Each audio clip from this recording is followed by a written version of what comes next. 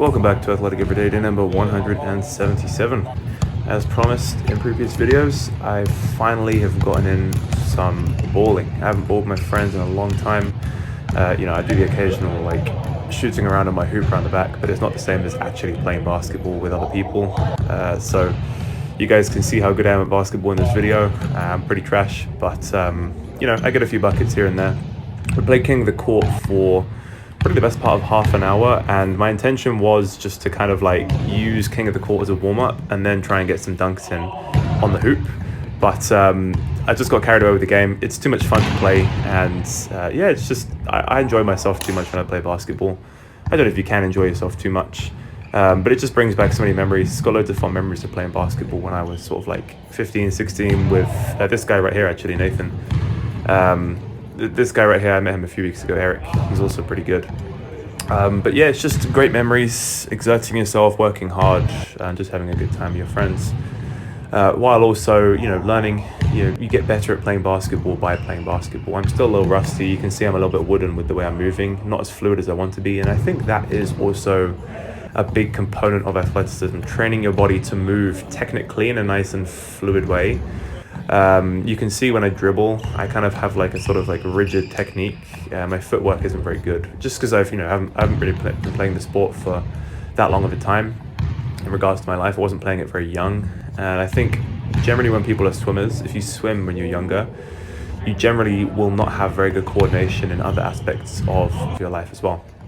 Well, at least I found the same anyway. When it comes to doing more athletic sports like sprinting, jumping, basketball, anything that requires any kind of skill or technique, I generally tend to find that I'm not very coordinated at it, and it doesn't come easily to me. I just have to build it up over time. Fluidity and basketball handling is something I want to work on.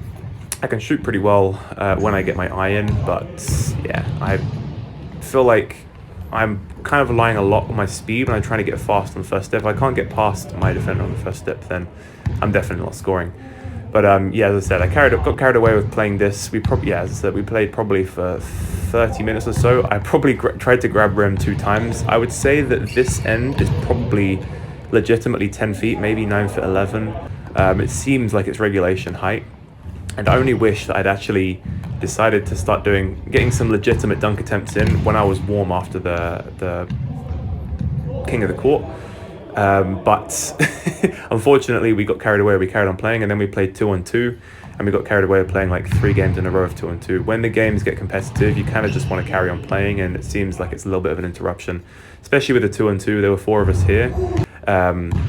It seems like a bit of an interruption if you're like, oh, sorry guys, I'm just going to try and get some dunks in. You guys can just carry on playing with 3 people. No, you've got to keep the game going if it's 2-on-2.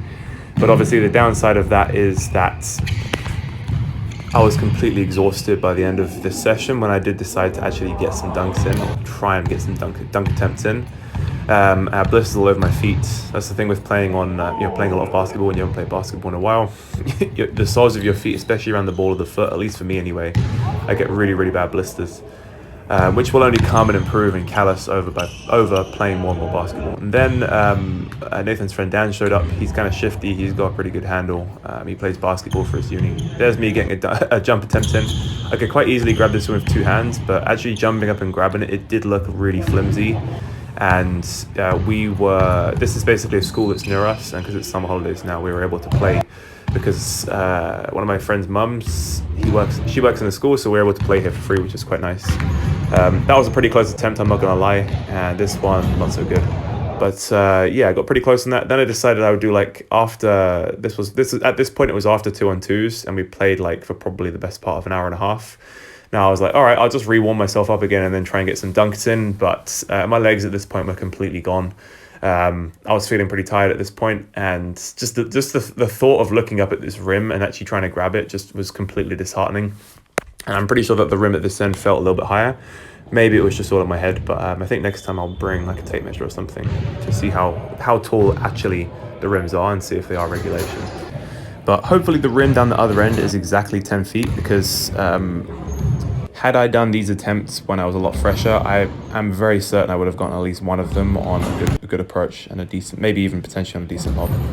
Anyway, though, that is pretty much it for me today, guys. Hope you enjoyed watching me play basketball, and I will catch you in the next one.